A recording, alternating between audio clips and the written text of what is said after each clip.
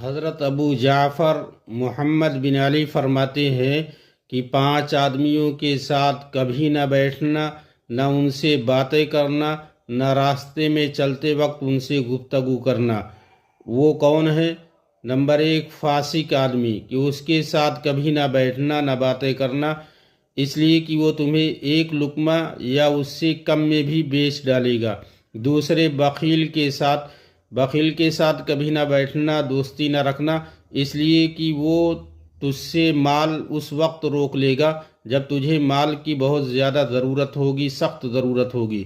تیسرے، جھوٹے کے ساتھ نہ بیٹھنا، اس لیے کہ جھوٹا آدمی جو ہے وہ شراب کی طرح ہے، جس طرح شراب دور کو قریب، قریب کو دور کر دیتی ہے، اسی طرح اس کے ساتھ نہ بیٹھنا۔